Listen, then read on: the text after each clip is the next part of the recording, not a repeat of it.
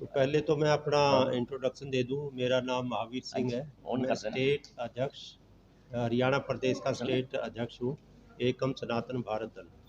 तो ये नई पार्टी लॉन्च हुई है लास्ट ईयर 27 मार्च 2023 को। इसके बाद इसका पहला अधिवेशन हुआ हरिद्वार में 23 अप्रैल 2023 को। पहले ये एक रीजनल पार्टी थी, एकजुट जम्मू, जम्मू बेस्ड। वहाँ जम्मू में जो हिंदुओं के मुद्दे थे उनको उठाया जाता था। और इसके राष्ट्रीय अध्यक्ष हैं अंकुर शर्मा जी, एडवोकेट, जम्मू में। तो वही इसके अब राष्ट्रीय अध्यक्ष हैं एकम सनातन भारत दल के। और इसके हमने जो आपको भी कॉपी दी है, 7 संकल्प है मेनली। जैसे गो हत्या पे बैन लगना चाहिए, माँ गंगा और राम सेतु को राष्ट्रीय धरोहर घोषित करना चाहिए, हिंदू जो मंदिर है सरकारी नियंत्रण में है उनको सरकार मुक्त होना चाहिए, क्योंकि उस पर जो हिंदुओं का पैसा चढ़ता है वो सारा हिंदुओं के लिए ही खर्च होना चाहिए। अब हमारे 20,000 से ज़्यादा जो मंदिर है वो सरकारी नियंत्रण में है और उनका पैसा कहाँ पे खर्च हो रहा है कोई पता नहीं, हिंदुओं पे तो हो ही नहीं रहा।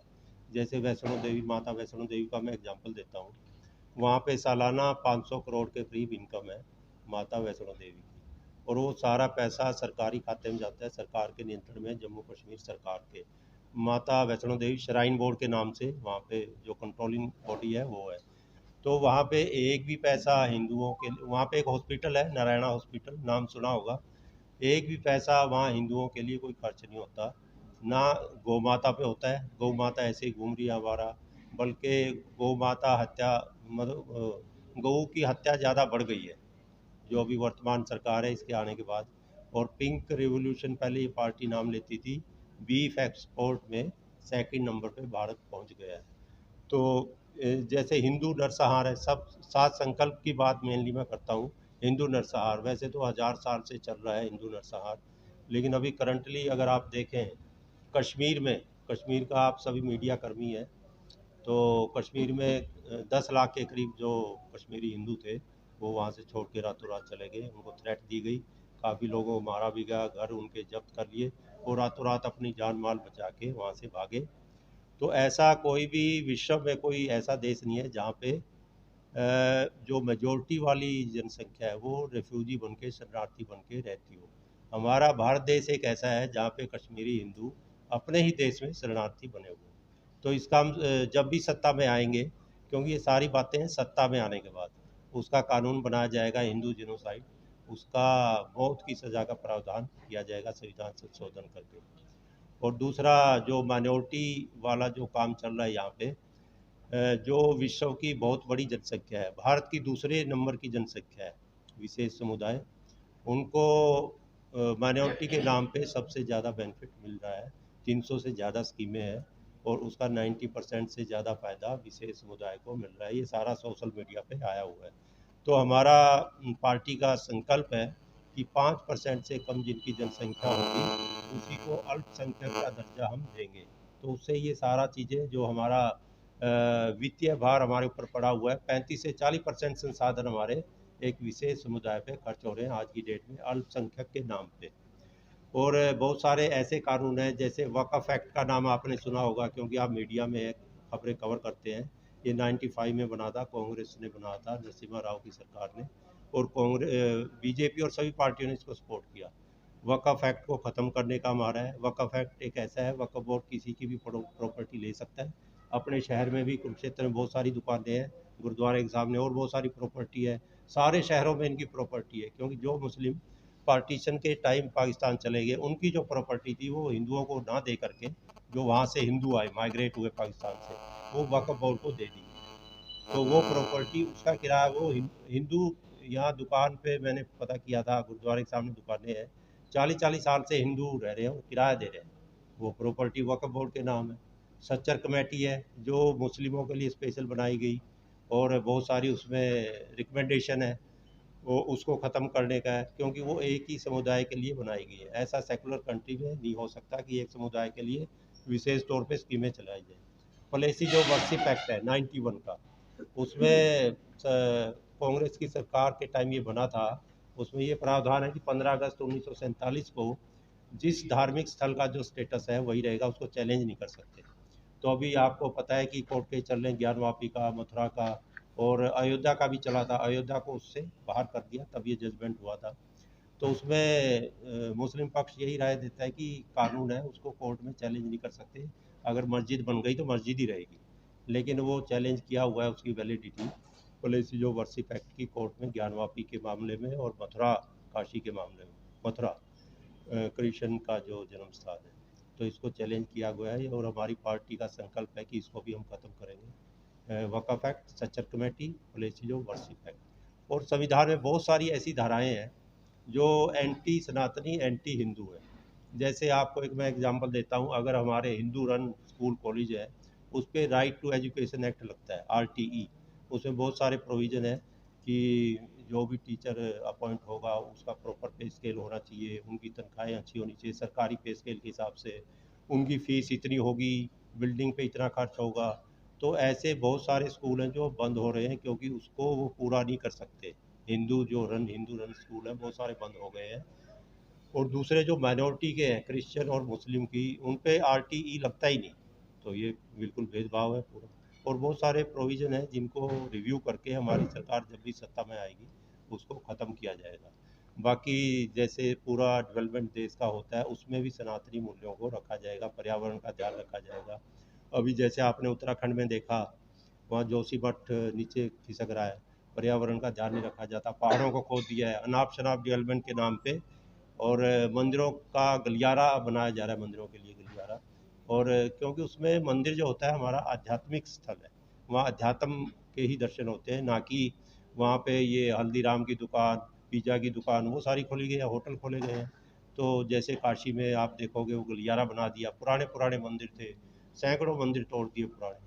तो ये विकास के नाम पे हमारे जो मंदिर है, हमारी जो संस्कृति है सनातन, उसको नष्ट किया जा रहा है वर्तमान सरकार के द्वारा। तो इसी का वो देने के लिए हमने अपना एक विकल्प तैयार किया है कि हिंदुओं के लिए, सनातनियों के लिए, सनातन में 4 तरह के लोग आते हैं, हिंदू, सिख, जैन, बौद्ध। उनके लिए ये पार्टी बनी है कि अभी असल में हो क्या रहा है, दूसरे समुदाय को यहाँ रखा है, हिंदू इधर है, तो उनको बराबर लाना है, बराबर लेवल पे होना चाहिए, सब सारे नागरिक एक जैसे होने चाहिए, ना कि एक उसको वोट बैंक के चक्कर में एक सेक्शन को सुविधाएं दे के 300 से ज़्यादा स्कीमें दे के उनको पावरफुल बनाओ। और उससे हो क्या रहा है, लॉ एंड ऑर्डर, मेवात में क्या हुआ, कश्मीर का आपने देख लिया, मणिपुर में क्या हुआ, हिंदुओं का कत्लेआम, बंगाल में क्या हुआ।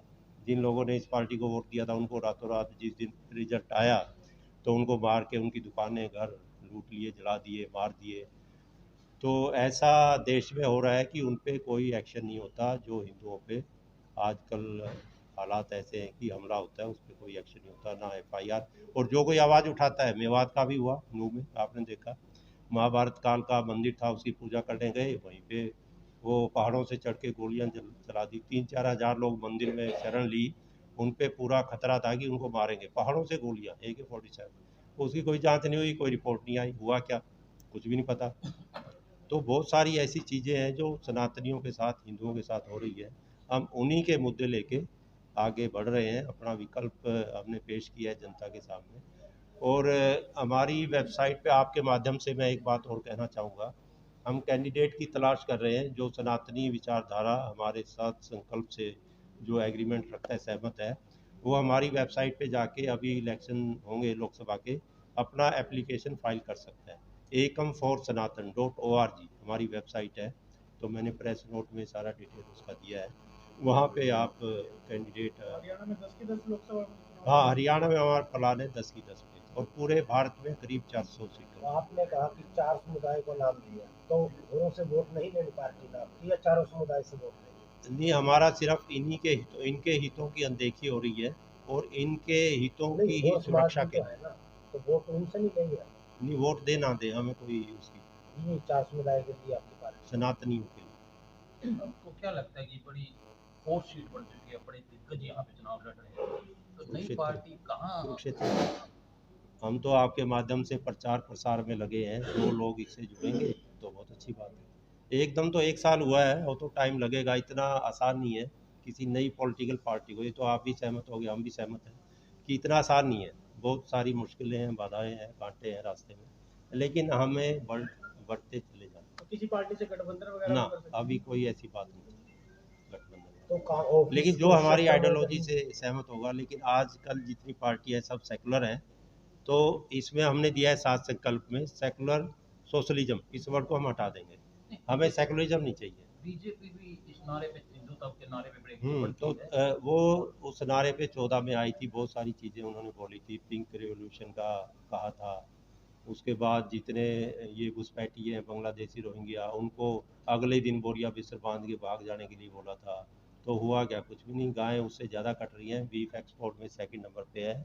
और करप्शन का भी आप देख ही रहे हो, चुनावी बॉन्ड उन दिनों पे मैं एक और बताता हूँ बात, करप्शन का मुद्दा बहुत हॉट हुआ था। मैं रेलवे में था पहले, तो दिल्ली में मेरी पोस्टिंग थी। उन दिनों 12 में अन्ना आंदोलन हुआ था, आपको याद होगा, रामलीला मैदान और जंतर मंतर है, वहाँ मैं भी जाता था। उन दिनों इतना एंटी करप्शन वो चला था मूवमेंट, मैंने भी टोपी लगाई थी, मैं भी अन्ना, तू भी अन्ना, ये अन्ना वो अन्ना, तो हमने भी टोपी लगाई थी। बड़ा इमोशनल लोग उससे जुड़े थे, उससे आम आदमी पार्टी का जन्म हुआ। उसके बाद 14 में जो करप्शन के अगेंस्ट जो थे, 2G, कोलगेट, कॉमनवेल्थ, ये सारे घोटाले जो CAG ने बताए थे, उनके उनको बोल बोल के ही भाजपा ने सत्ता प्राप्त की थी, वो सबसे मेन मुद्दा था। मेरे भाषण अब भी याद है, हरियाणा में क्या होते, 2 MLA होते थे बीजेपी के, बहुत सालों से 1 या 2। 14 में जो हिसार रैली एक हुई थी, हिसार का रैली का मेरे को अभी भाषण याद है कि करप्शन पे हम बिल्कुल जीरो टॉलरेंस रखेंगे, सत्ता में आते ही वाड्रा को अंदर कर देंगे, और DLF वाला जो केस था वाड्रा का।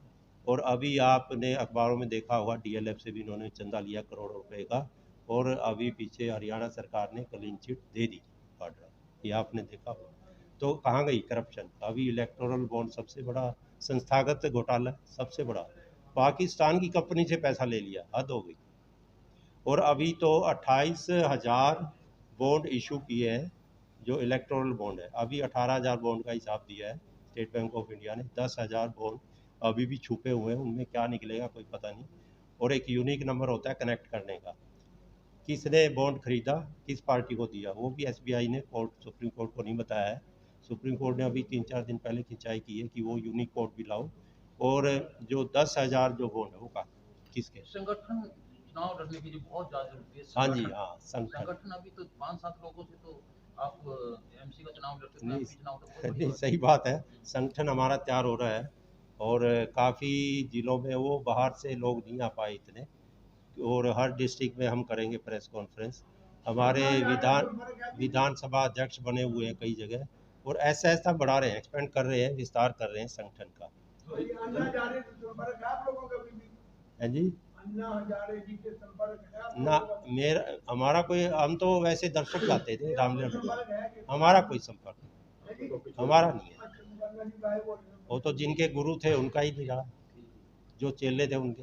आप हिंदुत्व की बात कर रहे थे, बीजेपी ने भी मतलब इतनी हाँ, बात कही है, तो ये जनता को कैसे यकीन दिलवाओगे? आपके पार्टी भी नहीं है।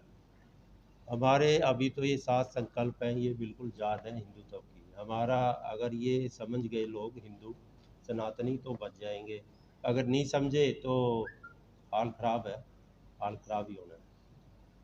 वो जरूर आए थे बीजेपी वाले हिंदुत्व के मुद्दे पे, गाय की बात उन्होंने की थी, करप्शन की थी, मंदिरों की थी। अभी भी साउथ में जाके हमारे जो नेता हैं वर्तमान पार्टी के, वो साउथ में जाके कहते हैं मंदिरों को सरकारी नियंत्रण में लिया गया है, उसको मुक्त करो, और उत्तराखंड में मंदिर पे मंदिर अपने कंट्रोल में लिए जा रहे हैं। एक जोगेश्वर धाम मंदिर है उत्तराखंड में, हर मंदिर जो सरकारी कंट्रोल में होता है उसका एक MOU बनता है, उसमें नियम कायदे बायलॉज दिए होते हैं कि मंदिर का पैसा किस पे खर्च किया जाएगा। उसमें एक क्लोज था, जोगेश्वर धाम शिव का मंदिर है, उसमें क्लोज था कि मंदिर में जो पैसा आएगा वो चर्च पे खर्च होगा, मस्जिद पे होगा, मदरसा बनेगा, गुरुद्वारे पे होगा, हिंदुओं का नाम ही नहीं, हमारा पैसा उसमें लिखा हुआ था। फिर वहाँ के लोगों को पता चला, उन्होंने, हमारी पार्टी उत्तराखंड में भी है, उसी यूनिट ने आवाज़ उठाई, कुछ दिन बाद मोदी जी को वहाँ जाना था, वो क्लोज ही हटा दिया नेट से, वो क्लोज ही उठा दिया। यहाँ के कुछ मंदिर हैं जी, कोई कई लोग तो अपना ब्राह्मण जीर्णोद्धार सभा के कुछ लोग बाहर हैं, उनके लिए भी कोई आवाज आप उठा सकते हैं? सारे, हमारा जो पूरा मुद्दा है हिंदू मंदिरों को सरकारी नियंत्रण, जैसे जैसे हमारी बढ़ेगी आवाज़ तो हम सबका। मैंने इसमें अंकुर शर्मा जी का दिया हुआ है, वो वैष्णो देवी के वकील हैं अंकुर शर्मा जी, जो हमारे राष्ट्रीय अध्यक्ष हैं। और इसका एडवांस स्टेज पे है, केस चल रहा है जम्मू हाई कोर्ट में। बारीदार समाज, आपने नाम सुना होगा, पहले बारीदार समाज के पास था वैष्णो देवी का, तो कई 90s में ये फिर जम्मू कश्मीर गवर्नमेंट ने ले लिया, तो बारीदार समाज के साथ वो केस लड़ा जा रहा है। अंकुर शर्मा उसके एडवोकेट है। और